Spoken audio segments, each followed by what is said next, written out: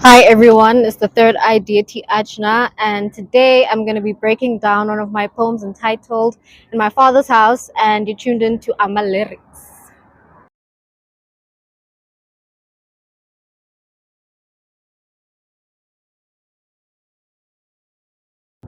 In my father's house, I drowned. An ocean of tears pierced through my bedroom window, and I took my last draw of breath to lay my thoughts to rest alongside all the fables I had told my younger self about bravery and quiet strength. I was censored.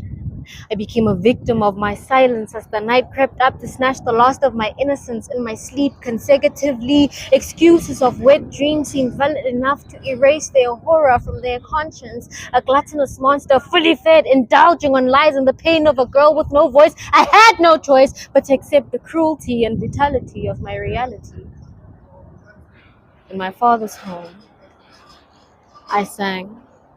I sang off key the hymns that took me back to my grandmother's house, filled with the warm chuckles of her glee, seeing me finish a bowl of food she had prepared with love. With red eyes and wet cheeks, I ate it all up again and again in my imagination, and it still tasted like hope. I remember saying it out loud, reaching out for a rope either to save me or end me, and I remember thinking that maybe, just maybe, if I straightened my hair and bleached my skin, he'd actually listen to my cry for help. In my father's house, I prayed. I knew that I was in need of divinity in order to break free from the chains that were binding me. I was convinced I needed an exorcist to summon all the demons I had befriended. They convinced me that I didn't need my soul and that a hole in the ground was my only way out. So I did exactly that. I bought a big black lavish sun hat. It would be the most expensive thing I owned. Then I gathered all my knives to hone to skin my flesh off its bone. I was thrilled. I was going home. Then I sent a letter to the morgue that I would soon lose my identity to. I told them not to do anything to my face, just apply gloss on my lips, one of the few tips I got from mom about being a girl like myself. Finally, it was time for me to be planted back into the ground. Dust to dust, I softly uttered. There was no one to stop me. I did it. No caution, no doubt. Then suddenly, I felt my roots spurt out, and suddenly I was shaking the ground. Something happened to me that day. Something changed. And that's the story of how I became a deity. So, this poem is a double entendre, and it's ambiguous because I wrote this poem thinking about my actual father and my heavenly father, and that I was lost in both of these spaces, and I couldn't find refuge in any of these spaces. I was so lost, and I didn't know how to find God, and I didn't know how to see God when I was going through all of that. So the first part, in my father's house, I drowned. Um, it's more of, you know how when you get baptized and then like what's like you're under the water and everything. So with that, in my renewal, I couldn't find myself, and I couldn't be renewed, I couldn't be restored. I just drowned, and an ocean of tears pierced through my bedroom window. It's just me saying that I used to cry a lot in my room. So yeah, that's there's really nothing much to it. um and I took my last draw of breath to lay my thoughts to rest alongside all the fables I had told my younger self about bravery and quiet strength. Sorry for my French, I enjoyed a lot of bullshit in the name of sanity, in the name of peace. Um, and because I was enduring so much, I was told that I was strong, and I internalized it. And I allowed things to happen that shouldn't have happened, right? Um, I was censored. I became a victim of my silence as the night crept up to snatch the last of my innocence and my sleep consecutively. Excuses of wet dreams seemed valid enough to erase their horror from their conscience. A gluttonous monster, fully fed, indulging on lies and the pain of a girl with no voice. I had no choice but to accept the cruelty and brutality of my reality. I think that's self-explanatory. Understand? So I'm not gonna dive deep into that. Yeah, a lot of shit happened. Um, that shouldn't have happened. And I was in my father's house, my actual father's house, but it was also, I couldn't find God in any of those situations. And I felt like God had let me down. And my father's also like one of the people who are letting me down. In the second part, in my father's home, I sang off key the hymns that took me back to my grandmother's house, filled with the warm chuckles of her glee, seeing me finish a bowl of food she had prepared with love. I'm a grandma's girl. I grew up with my grandma, so the only place that I felt safe, honestly, no disrespect to any other people, any other person or other people who are part of my journey, but my grandma's place was the safest place that I've ever experienced. So I sang my way back to my grandma's house, like just to experience her love again. My grandma's deceased, so I wanted to feel that love again. I knew that I would never experience it again in this lifetime, maybe in another lifetime, but I knew that I wouldn't experience it again. And I'd constantly sing her favorite songs, which were hymns, and just to get a glimpse of my grandma again, just one more time or a few more times, as much as I could, garner from that experience. Um, yeah, that's yeah, my grandma, man, my grandma. Yeah. Um, Seeing me finish a bowl of food she prepared with love, with red eyes and wet cheeks, I ate it all up again and again in my imagination, and it still tasted like hope. Like I said, my grandma's place. Because she's deceased, I knew that I would never get that chance, again, and that's why it was happening in my head. It was something that I had internalized and all of that. Yeah, all the good stuff. Um, I remember saying it out loud, reaching out for a rope either to save me or end me. And I remember thinking that maybe, just maybe, if I straightened my hair, bleached my skin, he'd actually listen to my cry for help. So, backstory, um, my dad likes light skinned people with straight hair and what. So, I didn't fit into that archetype. And he'd always like just nudge on that, and he'd always make me feel insecure. I hated being black because of that reason. He'd make My dad is black too, but he'd make me hate being black, and he'd call me slurs just to get a laugh out of people.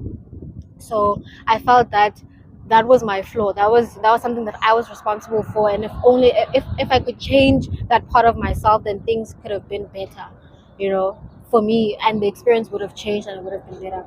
And then and also the rope part, I was very suicidal. I was very suicidal. But the one time that I did it at home where I used to live with my dad, he was angry at me and he didn't talk to me, I think, for like a couple of days, max a week. And I felt like, as a dad, it was disappointing to see that reaction, because you want to know when your child is going through, certain things, you want to know how you can make it better and who's the contributing factor. You understand what's the contributing factor, but I didn't get that from that entire experience. Instead, I was ridiculed, and I was just a black sheep and the wallflower, and there was nothing that I could have done to make the experience better for myself, right? Than to live in my head. And then in my father's house, I prayed. I knew that I was in need of divinity in order to break free from the chains that were binding me. I was dark.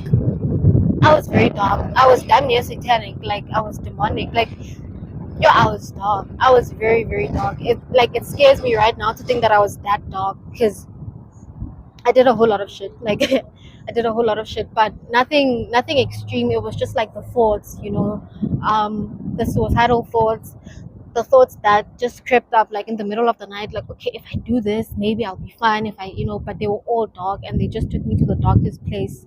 Um, the irony of all of that is that my name is Lisade and it means light. But at that point in time, I couldn't see the light. There was no light at all. So yeah, it was a very difficult experience.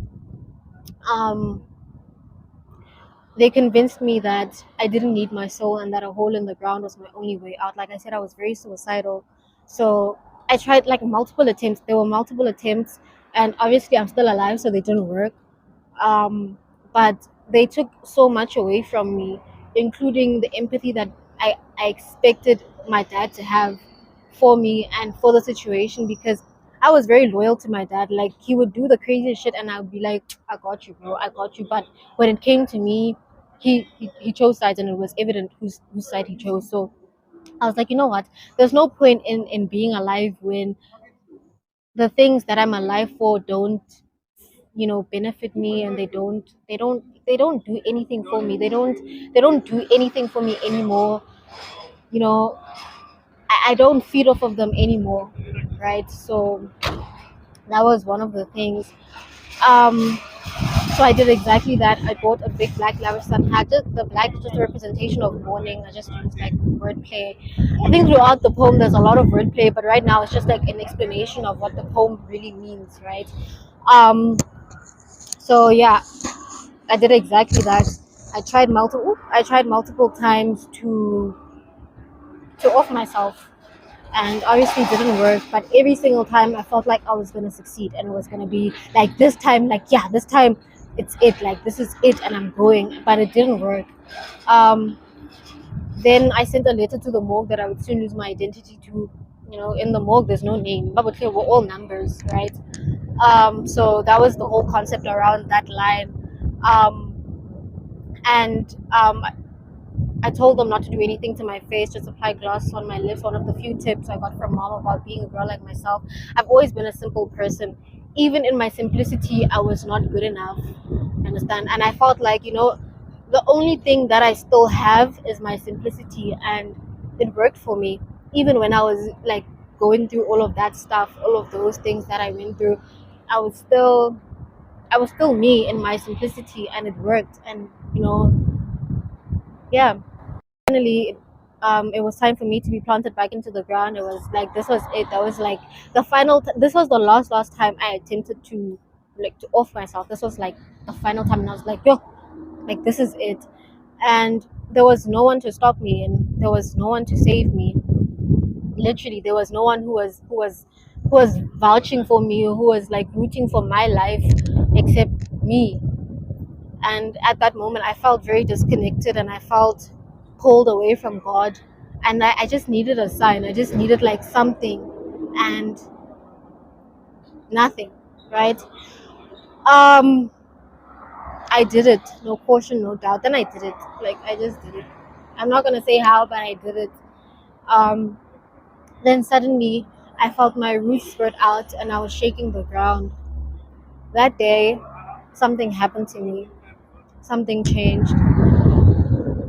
Yo, I can't explain that experience. I can't explain. I can't. You'd have to feel it for yourself. You'd have to be there. You have to, embody the experience, because there's nothing that I can say to you that would make you understand how I felt in that moment. I don't know. I just felt like everything that it had come to a point where it's not even about anyone else anymore. Because if I lose my life, like there's nothing that's gonna happen after that. People are gonna grieve for like a week, and then after that, I'm gone. Nothing more, nothing less.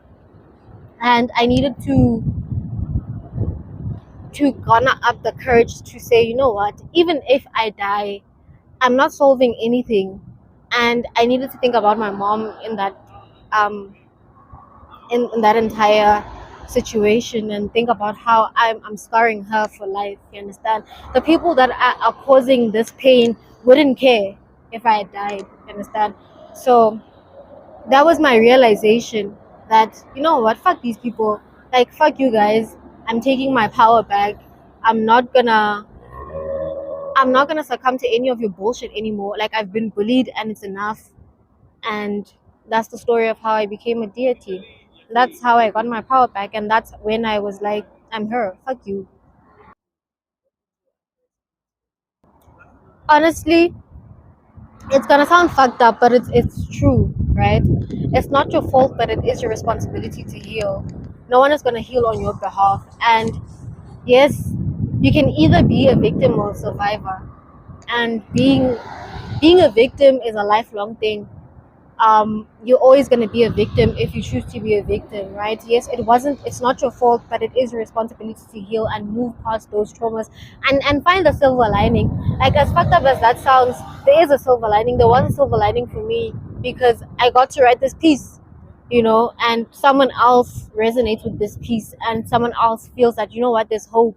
The people who hurt you because they understand your power and they want you to forget your power. So just remember who you are. Get help. Therapy helps. I've recently started some therapy sessions, and they help a lot. It's just it's just a matter of saying it out loud, because when you suppress these emotions, they build up, and that's when you get to a point where, what, it's like, fuck it, I'm gonna kill myself, right? But when you own it and you say, what, it's not my story, it's not part of who I am. This is not the story that I'm writing. This is from this experience, I'm writing this story, right? And like letting the that experience, define you. That's all I'm saying. Just do your best to heal. It's not an easy journey, but it's possible, and it doesn't need to be like overnight. Healing is not an overnight thing. I'm still healing. I'm still finding my voice still, and I'm helping others actively to find their voices too. Yeah. So come through to the Black Art Fever event. Greetings from my cough. It's gonna be a banger. It's gonna be amazing. I'm gonna be performing. So if you want to hear more of my material, do come through. Don't be left behind. Don't be like the others. Be like us and join us. It's the elite side. So you can find me on Instagram at Let There Be Deity. But yeah, that's a very long name. So just search Deity Ajna, DeityAjna. Even on Facebook, TikTok, DeityAjna. Yeah, that's it. Yeah. We can also find what we do. We also collaborating with Black Art Fever. So you can find our platform on Instagram. It's called Poetic Nights. Poetic with a QUE .nights.